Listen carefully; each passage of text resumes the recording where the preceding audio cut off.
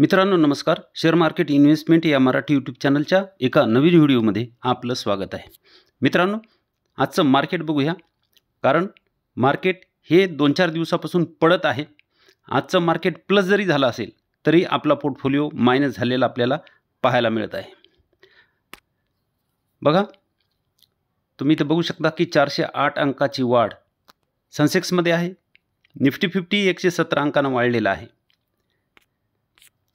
वाढणारे स्टॉक पाहिले तर एकदम कमी 419, पडणारे आपल्याला 1790 म्हणजे 1800 स्टॉक जवळपास हे पडणारे आपल्याला पाहायला मिळते. तेच इथं प्रश्न पडलेला आहे सगळ्यांनाच, तुम्हालाही आणि सगळ्यांनाच. सेन्सेक्सने पहिल्यांदाच 74,000 अंकाचा टप्पा ओलांडला तरीही गुंतवणूकदारांना 1.6 लाख कोटीचे नुकसान झालेले आहे. पुढे बघूया.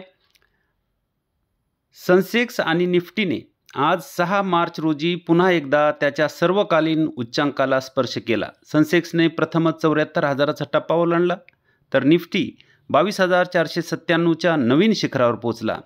तथापि बाजारातील ही वाढ केवळ काही निवडक समभागापुरती मर्यादित होती आणि बहुतेक समभाग घसरणीसह बंद झाले.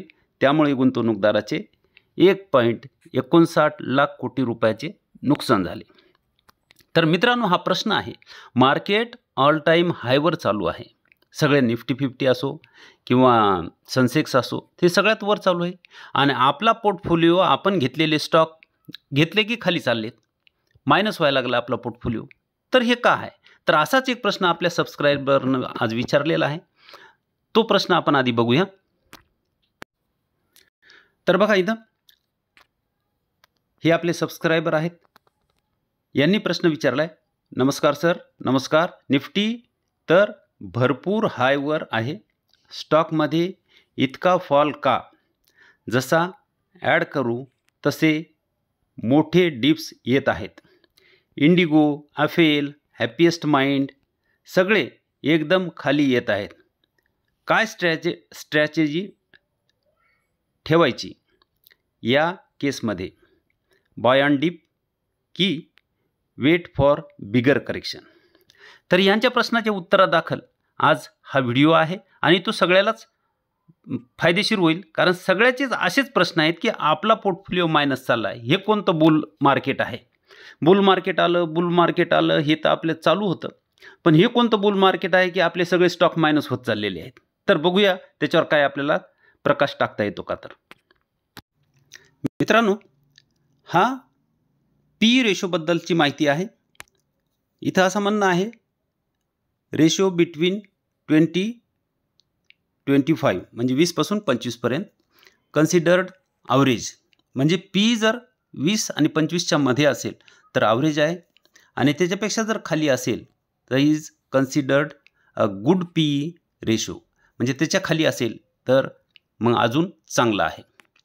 तर बघूया निफ्टी 50 असो, स्मॉल कॅप असो, मिड कॅप असो, यांचे पी काय आहेत. मार्केट ऑल टाईम हायवर चालू आहे तरी शेअर आपले का चालत नाहीत आणि मग यांचे पी काय चालू आहे ते बघूया आपण.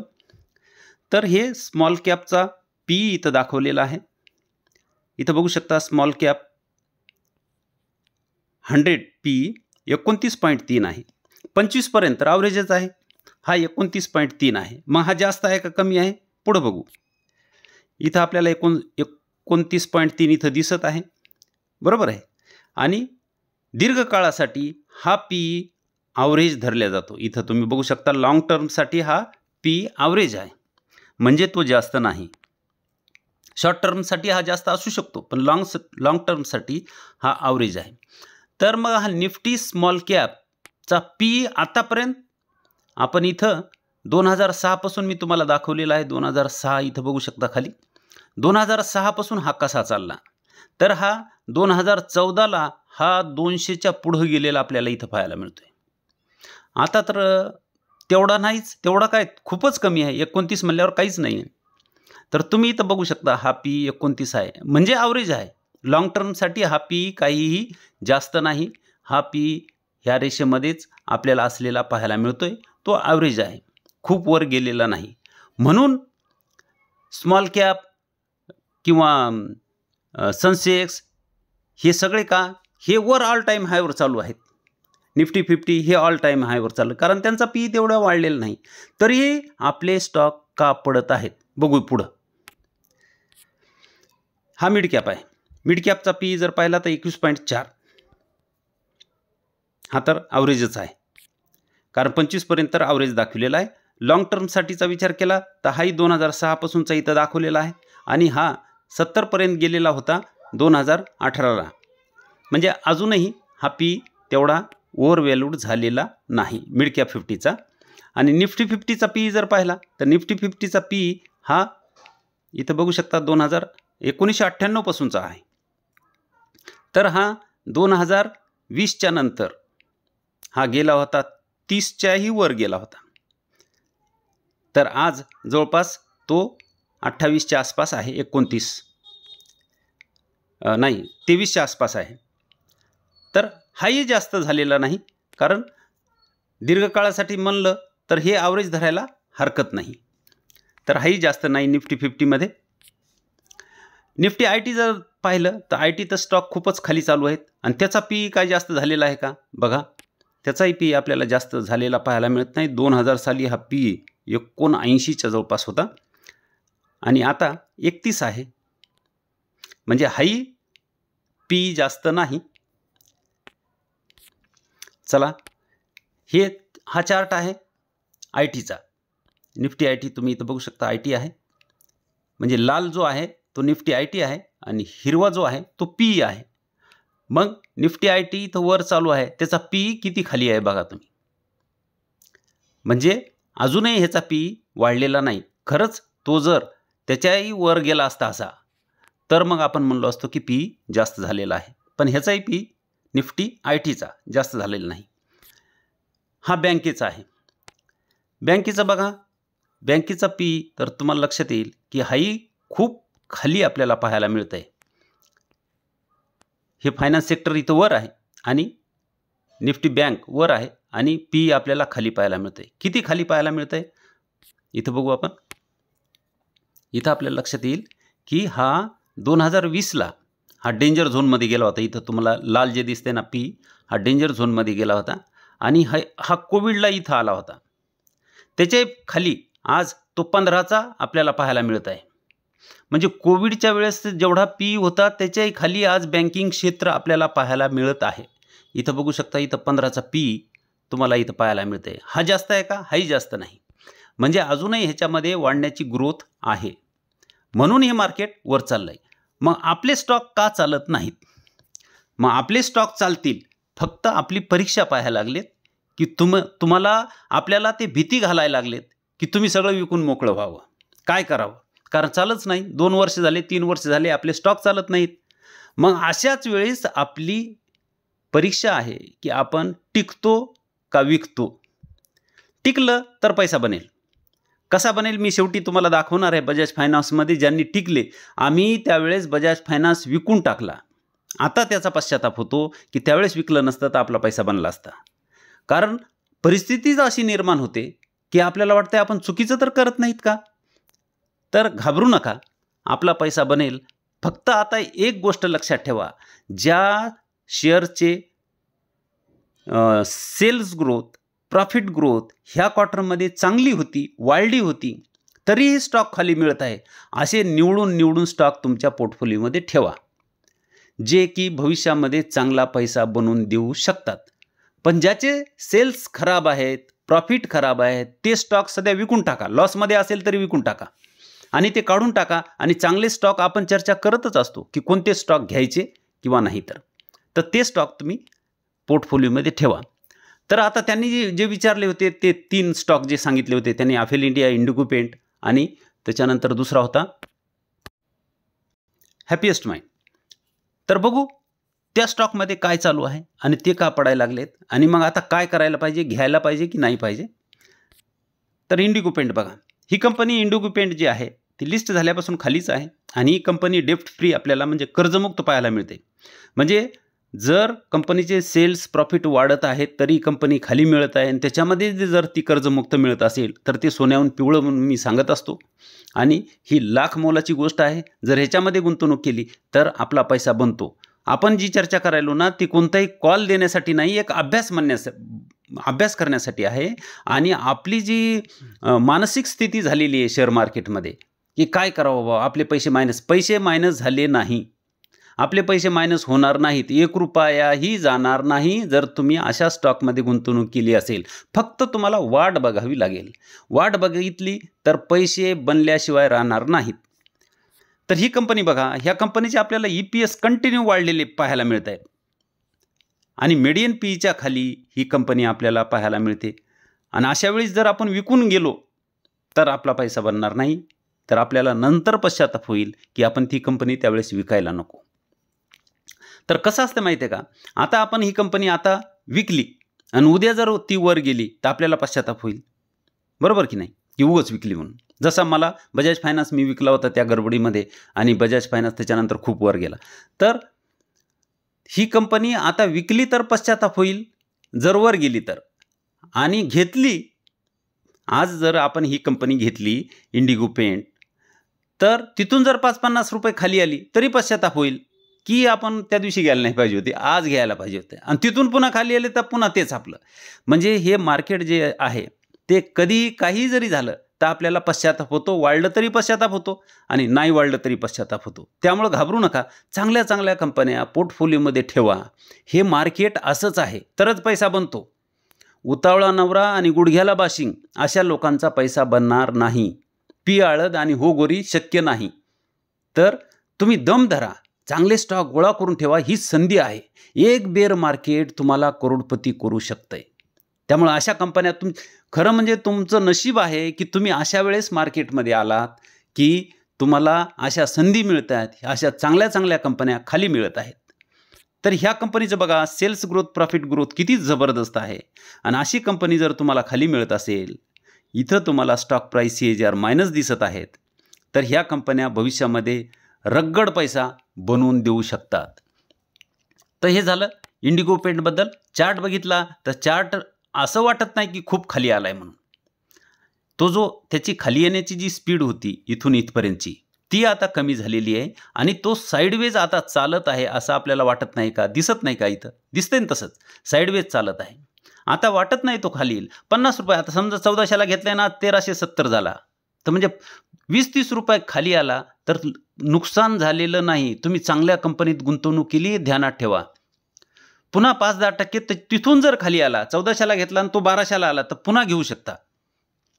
असं म्हणजे 10-20 रुपये खाली आला तर पुन्हा गुंतवणूक करायची नाही, हेही लक्षात ठेवा की थोडासा शेअर खाली आला तर गुंतवणूक करायची नाही. ह्याला जर तुम्ही 1400ला गुंतवणूक केली असेल तर पुढच्या सपोर्टची वाट बघा आणि तिथंच तुम्ही पुन्हा थोडीशी गुंतवणूक करू शकता. पुढचा शेअर पाहिलात हॅपीएस्ट माइंड. हॅपीएस्ट माइंडमध्ये पाहिलं तरी बघा तुम्ही सेल्स ग्रोथ आणि प्रॉफिट ग्रोथ एकदम जबरदस्त आहे.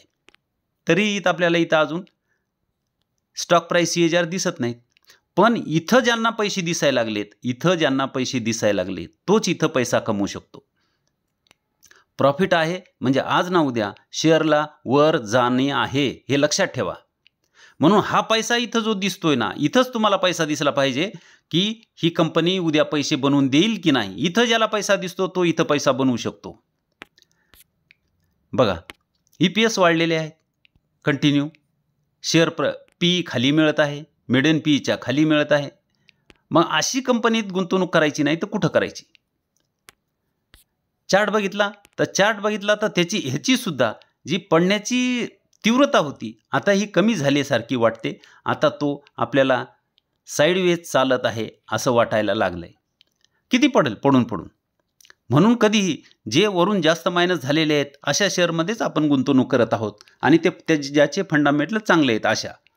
म्हणून ऑल टाईम हायवर जर खरेदी केलं तर पडण्याची शक्यता ही वाढते आणि पडलेले शेअर खरेदी केले तर वाढण्याची शक्यता वाढते, हे लक्षात ठेवा. पुढचा अफेल इंडिया. इथं बघा, इथं तुम्हाला पैसे दिसायलाच पाहिजेत. इथं जर पैसे दिसत नसतील तर तुम्ही इथं कसं काय पैसे कमवू शकता. इथं तुम्हाला पैसे कमवता येणार नाही. इथंच पैसे तुम्हाला दिसायला पाहिजेत. इथं जर प्रॉफिट ग्रोथ 54% आहे तर आपल्याला स्टॉक प्राईस CAGR 54पेक्षा जास्त म्हणजे 60-65च मिळायला पाहिजेत. आणि इतके CAGR मिळाले तर करोडो रुपये बनतात. 1 लाखाचे 10 वर्षात 10 लाख बनतात. फक्त 26चा CA जर आला तर, 60चा मिळत असेल तर किती पैसे बनतील? गुगलवर टाकून बघा, CAGR कॅल्क्युलेटर टाका, ओपन करा आणि त्याच्यात पैसे टाकून बघा, म्हणजे तुम्हालाही हिंमत येईल की आपला पैसा बनणार आहे, भ्यायची गरज नाही. ह्याचे बघा प्रमोटर होल्डिंग बघा 56% आहे. तुम्ही इथं बघू शकता 56.93 57% धरा. आणि FIIनं काय केलं, इथून 2022 पासून FIIनं 15.40ची होल्डिंग कमी करत करत 9.66 वर आणली होती. बरोबर आहे, म्हणजे मागच्या क्वार्टरपर्यंत 9.66 वर आणली होती ती. आता एकदम 14.35 केलेली आहे. हे लोक जे आहेत ना ते आपल्यापेक्षा हुशार आहेत. त्यांनी याच्यामध्ये होल्डिंग वाढवली, म्हणजे त्यांना माहीत आहे पुढं काय होणार आहे. तर आणि DI जर बघितलं तर 6.37ची होल्डिंग 14.71 वर आणलेली आहे. आणि आपलं जर पाहिलं तर 18.33ची होल्डिंग 13.95 वर आलेली आहे. म्हणजे कोण हुशार आहे? हे लोक हे अशा कंपन्यांमध्ये गुंतवणूक करत आहेत. आणि आपल्याला भीती वाटते की आपण चूक तर केली नाही. घाबरू नका, आपला पैसा कुठेही जाणार नाही. ह्याचे बघा EPS कसे वाढलेले आहेत, कंटिन्यू EPS वाढलेत. शेअर नशीब आहे आपलं की तो खाली मिळतोय. मिडियन PEच्या खाली आपल्याला त्याचा PE मिळत आहे.